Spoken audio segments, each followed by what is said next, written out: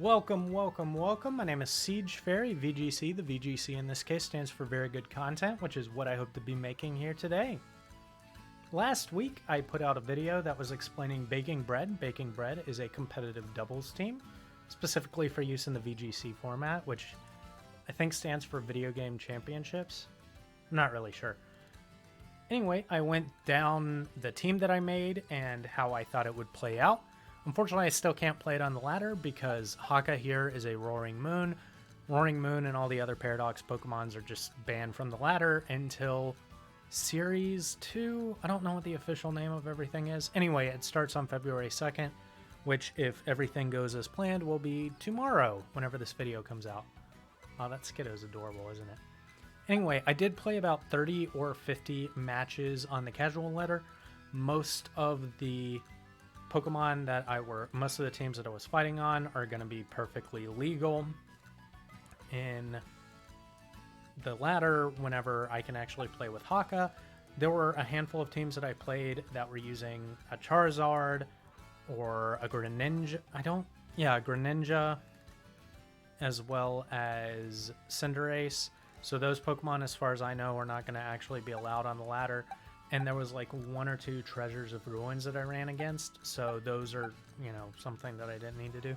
But I did learn a lot about how my team played, and I had to make a few changes to Baking Bread. So this is going to be Baking Bread V2. Mostly, I learned that having a Serial Edge, which I did have, you don't have to worry too much about Axel. Axel is still here, right here in the box. I might decide to make a team with Axel sometime in the future. I'm not going to just write him off. But I found that having both Elite Miko and Axel kind of burnt Sana. I decided we need a little bit of olive oil to be able to make a very tasty bun. So I decided to go in with Mume. It took a lot more time than I expected to actually build up this team because I needed an ability capsule. An ability capsule is something that you can get from 6 or 7 star raids that will let you change to the hidden ability of your Pokemon. And Mume here, my Arboliva, does have the hidden ability, which I'll talk about whenever I get down there. But I just wanted to go over what changes I made, why I made them, and how I saw the team playing, and what I hope to have this team play in the future. I have played, I think, 3 or 6 different matches with this new team just to see if it worked or not, and I won 2/3 of my matches. So yay, it works better, I think. That being said, the 30 or 50 matches that I played on casuals before, I think I had about a 50% win rate. I wasn't streaming or recording or like taking really close attention, paying close attention to everything that I was going with. I was just kind of getting a feel for the team and what the vibe was, right?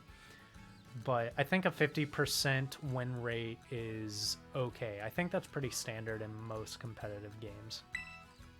But it was casuals, so I don't know how many people were playing seriously. I know that I fought against one team that was just fully dogs, and that was fun. I have definitely considered doing that before, but I have not actually done that because I'm not entirely sure how that would work out, like whether there would be good enough coverage or anything. Anyway, so Dachsbun here, Sana, has not actually changed in any way.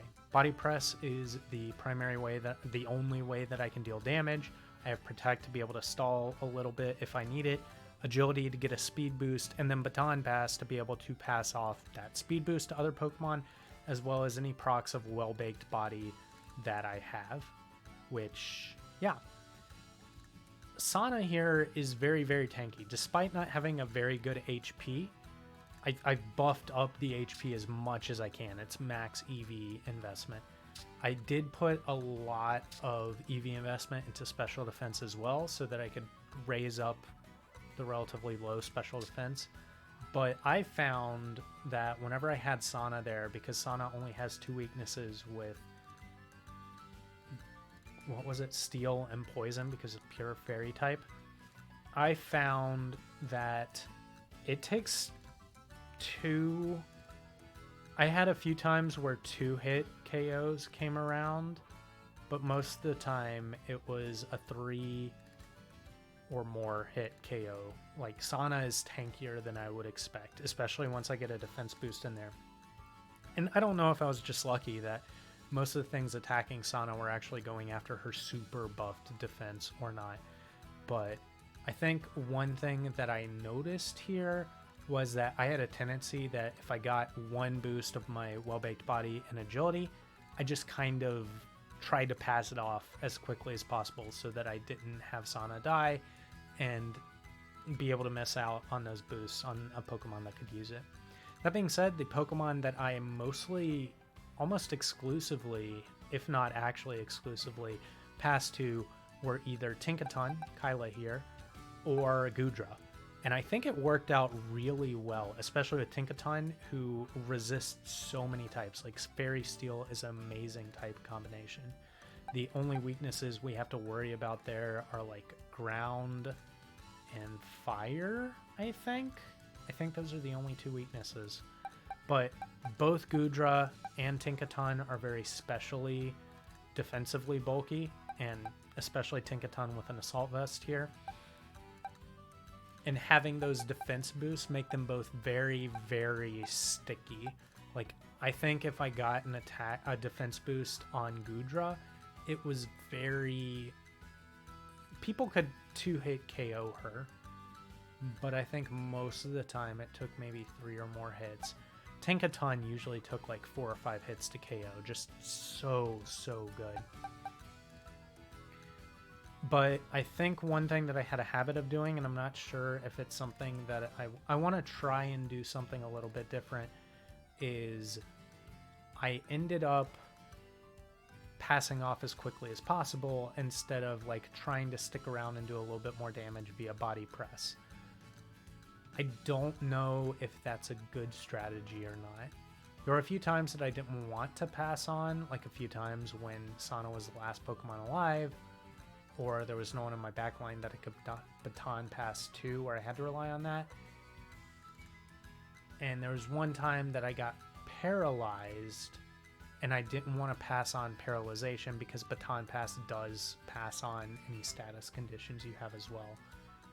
But those were both rare.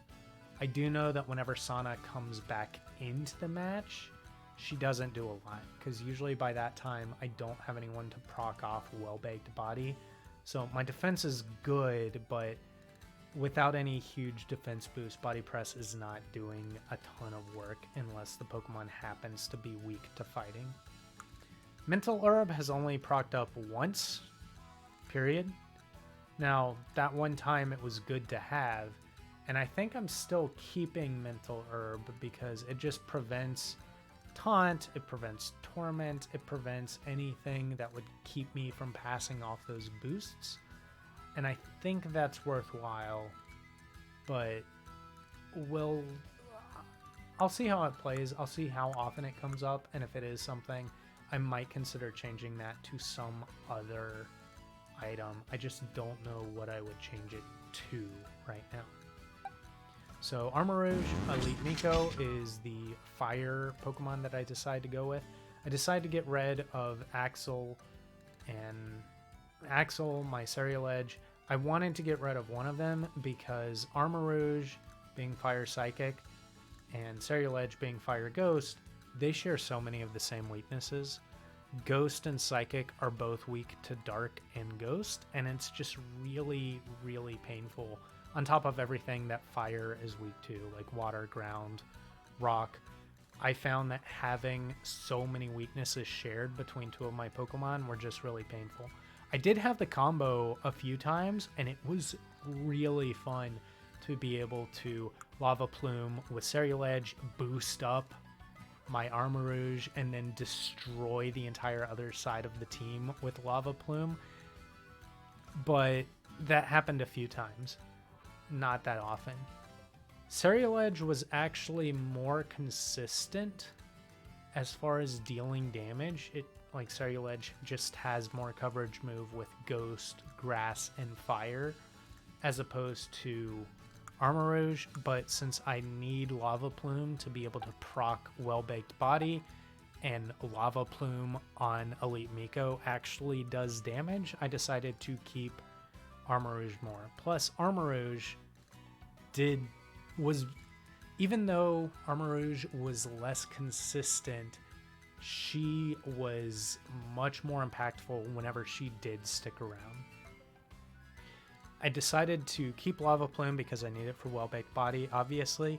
I found that Psychic Field, which I had on here before, was very slow. It was not worth it.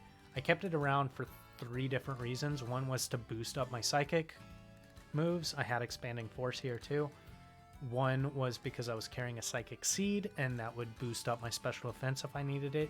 But the primary reason that I wanted to keep it was to prevent any kind of priority move. So like Trickster, Prankster, not Trickster, but Prankster, Tailwinds, Prankster, Hazes, stuff like that. And it doesn't work on either of those moves.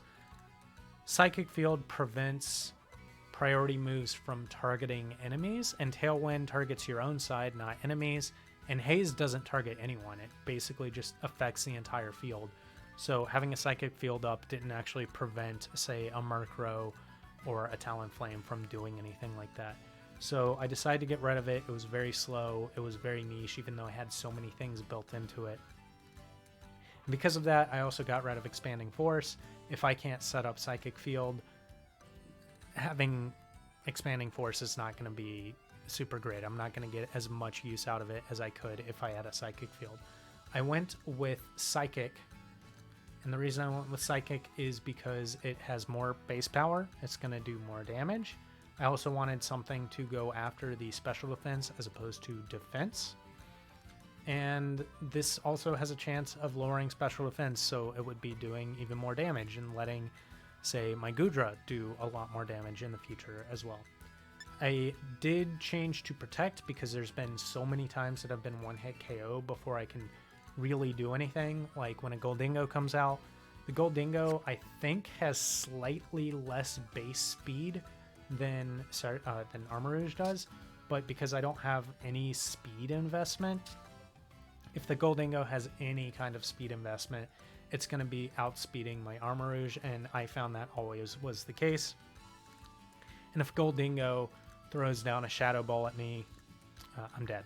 That's just what happens.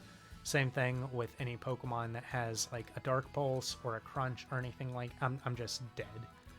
I think once it was a water move, but almost always whenever anyone went against me, it was a ghost weakness that they hit. That being said, I can get around that by using my Terra type, but I would also only be using my Terra type for that, right? I did go ahead and get rid of Armor Cannon, and this is something that I've been going back and forth upon. Armor Cannon is single target move. I don't have to worry about damaging my own side like I will with the Lava Plume. But I decided that I wanted a Trick Room here. Not because I plan on using it proactively, but if I see a Tailwind user come up and I know that they're going to be using Tailwind, I want to be able to counter that some way, and I think having a Trick Room start out is going to be really useful for that. So if I see especially a Talonflame, but if I see a Murkrow coming out, my 2 different options, and I have a way to deal with a Murkrow, which I'll get to in a bit. My 2 different options are either kill the Murkrow before the Murkrow can set up a Tailwind, or throw out Elite Miko here and throw out a Trick Room so that Tailwind is going to do the exact opposite of what the enemy wants.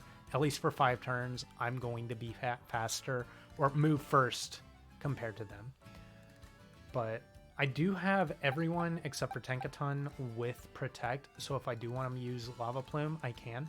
One other thing that I want to say about Lava Plume that's really nice every single time I've used it was it has a 30% chance of burning the enemy side, and that's the entire enemy side. So I can get a burn on 1 Pokemon, 2 Pokemon, and I think if you do the math, it's somewhere like I think it's something like a 50 to 60% chance that I'll get at least 1 burn on the enemy side, assuming that they can be burned, like they're not fire type or anything like that, which is really nice. It's been really useful to just completely demolish physical attackers that way whenever I do get it off. I did change my Psychic Field, the Psychic Seed that I was carrying, to a Focus Sash, so that whenever I do have one of those one-hit KO situations, I can survive with 1 HP and hopefully be able to get a Lava Plume off to get another Baked Bread out of there, or just do whatever damage that I was planning on doing. And I can stall a little bit longer with the Protect Up as well, so, you know, I can waste turns and stall if I need to using that. Roaring Moon, Haka. Haka has not changed significantly. We still have the booster energy and acrobatics. So as long as there is not some sort of sunny day. I did see that actually happen. There was a Torkoal Paradox team that I ran against. Torkoal set up Extreme Heat on turn 1. And I got my Photosynthesis boost without actually using my booster energy, which meant that I could not actually use acrobatics as effectively as possible.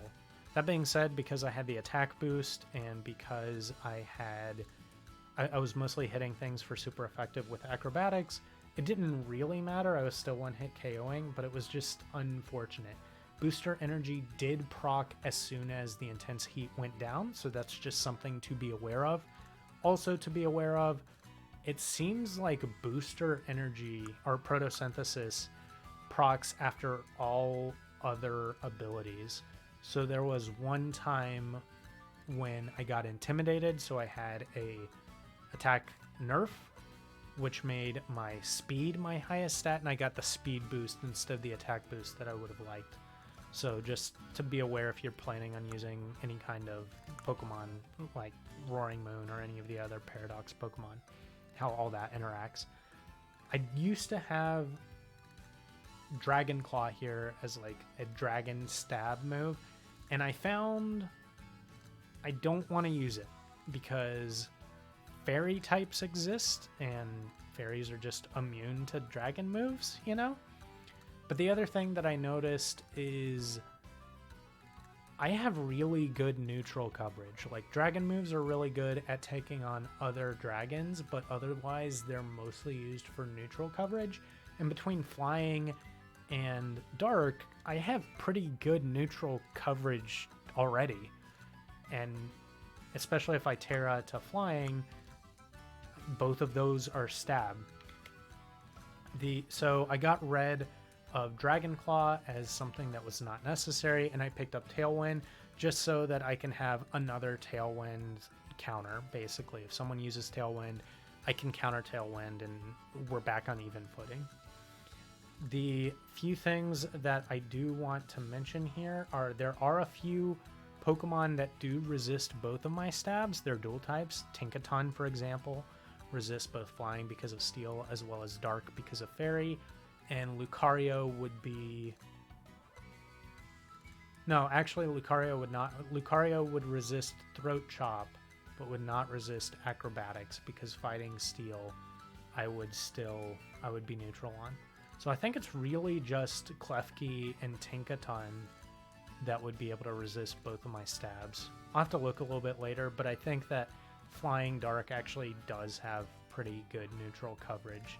On top of just good coverage in general, like flying hits grass, it hits... What other Pokemon? Grass, bug, fighting for super effective. Dark hits psychic and ghost for super effective.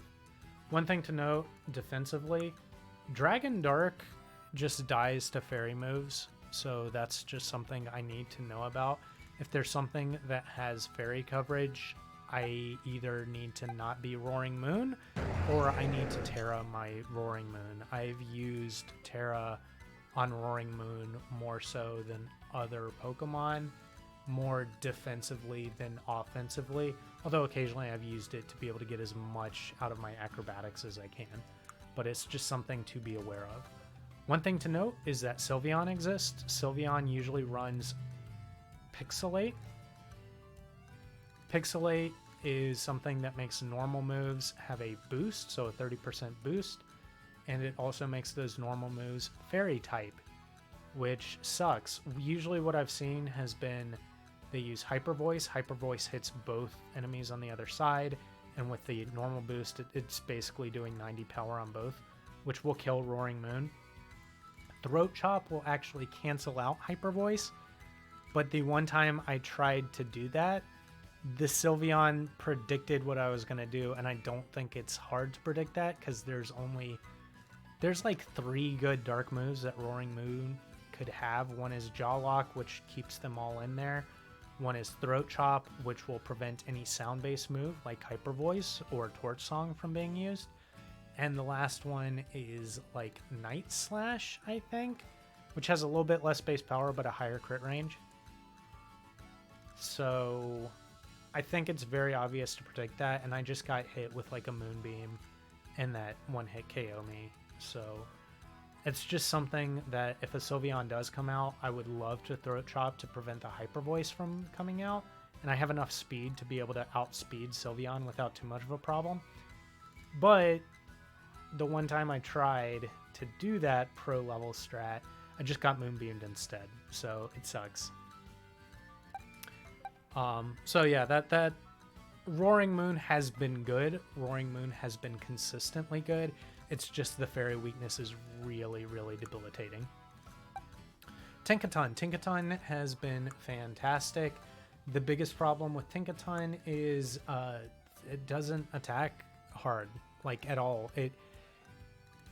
It's fine. Like I've gotten a ton of attack investment. Like if we look here, I've maxed out my attack. I don't have an attack increasing nature. I could change to an attack increasing nature as opposed to a speed increasing nature. But so far, you know, I haven't done that. I've had several times where just Tinkaton just cannot deal damage, and I don't think Tinkaton is designed to deal damage. Gigaton Hammer is a fantastic move as long as you're not running against a Pokemon that's super defensively invested or something that's resistant to steel. Gigaton Hammer will do a huge chunk of damage out of the Pokemon, but you can't rely on that all the time because you can only use it every other turn. So what I've tried to do, and what I've used a lot for Tinkaton, is either with Play Rough try to grab that attack nerfing nature if it's a physical attacker. But I found that mostly I really love Skitter Smack, which is not something that I would have expected. Skitter Smack does not do a ton of damage. It's 70 base power, 90 accuracy, not great. But every single time you hit, you lower the special attack. So almost always, if I have a Tinkaton on the field and a Goldingo is there, I almost always Skitter Smack the Goldingo to lower the special attack and just make sure that Make It Rain does as little damage as possible. I mean, it still does a lot of damage, don't get me wrong, but being able to lower that special attack, I think, has made a difference every now and again. But what I want to do, what I think Tinkaton is more useful as, is more of a supporty Pokemon that can deal damage, so kind of a mixed attacker support Pokemon. So I changed away from Ice Hammer to Fake Out. Ice Hammer was useful if I was going after certain Pokemon, like it was really, really good against Garchomps, for example. But I think I have other ways to deal with Dragon-type Pokemon if I need to, and I have other ways to deal with Lightning Pokemon if I need to. So I think I swapped over to Fake Out. I changed my ability from Own Tempo to Mold Breaker. Mold Breaker means that I can still Fake Out and still get the flinch even if someone has an ability that says they can't flinch. It'll also, if there's an ability, I don't know if there is, that prevents like a special attack boost, I'll still be able to get the special attack nerfs with Skitter Smack. I think Mold Breaker is useful with Fake Out. So I need to remember that I have Fake Out. I keep having chances of not using it because it's like, oh yeah, I have Fake Out, not Ice Hammer anymore. Otherwise, like, Tinkaton sticks around a long time, and over a while, like Tinkaton can deal damage, especially if anyone is weak to any of my to fairy, bug, or steel. I can dish out a lot of damage, but usually I have to like 2 or 3 hit KO as opposed to 1 or 2 hit KO. And there are certain Pokemon that Tinkaton just cannot deal with, and it, like, all the moves that she's carrying just are bad. Fire, I think, is specifically bad in this case. But otherwise, Tinkaton has been a pretty solid member of the team, and I'm super happy because I love this little dwarf fairy. She's adorable. I love her. But yeah, just how I've seen, she's usually someone that I will bring on a team, like just someone that's good for coverage, someone that's good to support. I think she does a really good job. Next we have Kaicho, my Goodra. I have Sap Sipper here, and I have debated trying to put a physical move on Sap Sipper, and so that I can actually make use of the attack boosts of Sap Sipper. But yeah, I just, any of the physical moves that I would want to carry are not going to be that great because I don't have a very good attack, and I don't want to carry a move that relies on me taking a grass hit to be able to be good. So Sap Sipper is still going to mostly be used for when I Terra type into water, so that I only have one weakness, which would be electricity. So I did change up quite a lot here. I still have Protect, and I still have the same types. I still carry Ice, I still carry electricity, I still carry water moves, but I changed the moves that I carry because I found that I was not one-hit KOing the Pokemon that I wanted to one-hit KO. And if I was one-hit KOing, I could have done it with a weaker move. So because I'm using Goodra mostly for coverage and to be able to deal with physical walls, anything that has a huge defense but maybe a lesser special defense, I decided to go with an Expert Belt, so that if I'm hitting something for water, like a ground or a fire Pokemon, Expert Belt will give me a 20% boost on my power for that. Same thing with Ice if I'm going after Flying or Dragon or something. Same thing with Thunderbolt if I'm going with whatever. I'm still doing less damage than I would with, say, Thunder or Blizzard or Hydro Pump, but it's not a huge difference there. It's like maybe 5 or 10 base power difference with the Expert Belt taken into account. I've considered going something like Choice Specs. The reason I don't want to go Choice Specs is because it does keep me into a single move, and I do not want to be locked into that single move, even if I would be dealing damage, because I want this to be a coverage Pokemon. And maybe it's something, maybe I'll try it sometime in the future while I'll go like Choice Specs, and I'll still have this and see how it works on a competitive rule set, so that I can swap into a Goodra, have a Goodra just start spamming out Thunderbolt and doing a ton of damage, for example.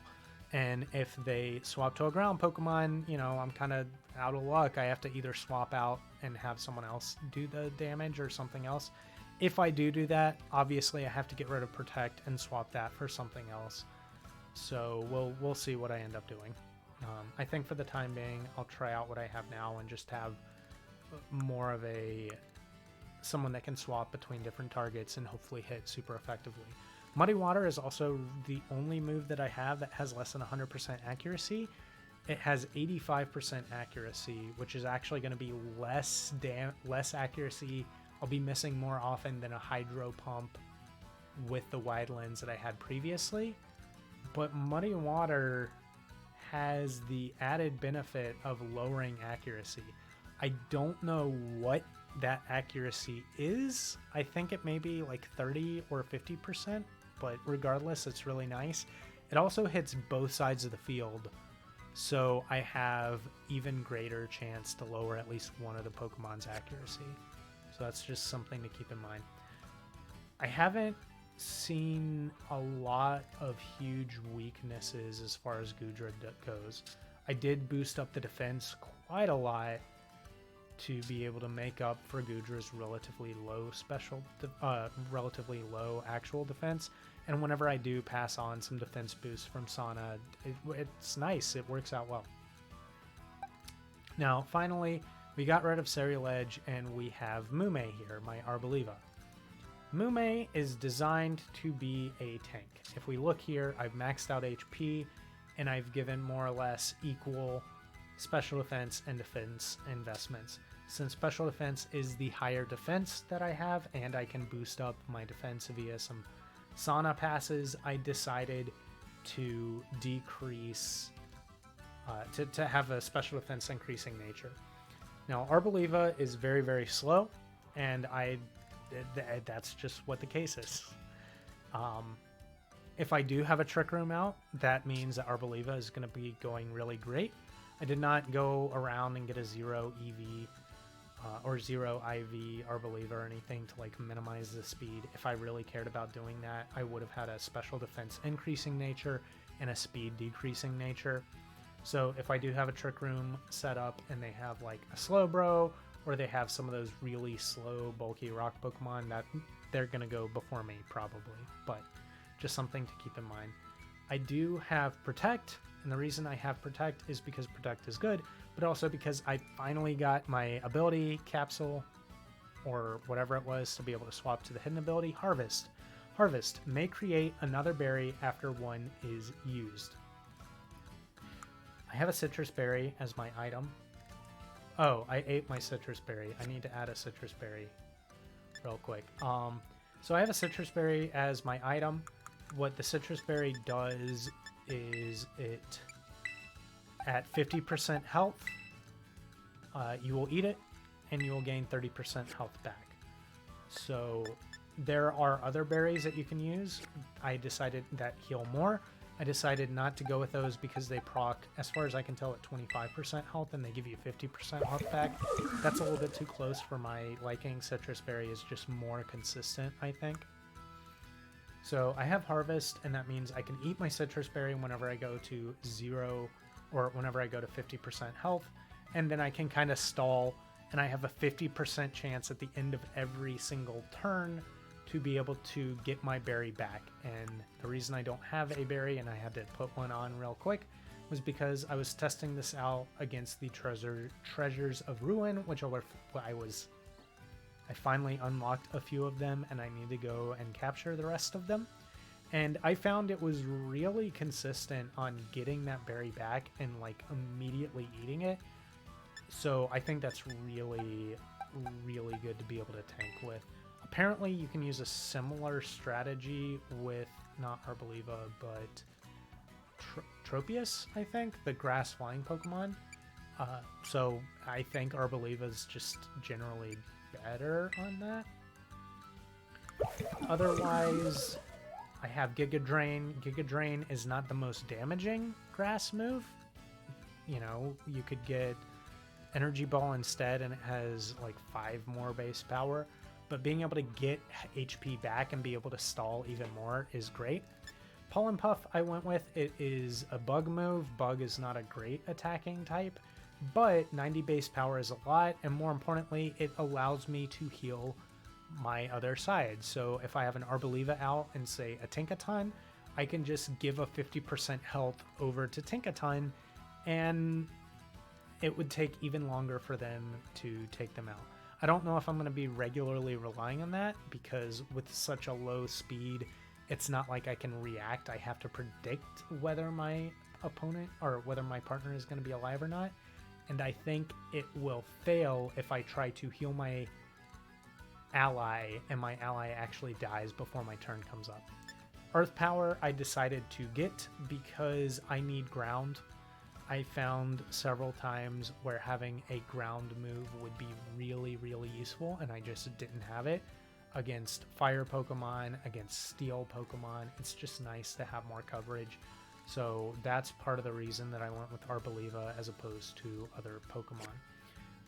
Otherwise, yeah, I think one thing that I managed to do successfully once when I was playing with the team when I still had Axel on the team but I've been a lot better at doing with the 3 or 4 matches that I played with this team, just to test it out and see how it played, is pivoting.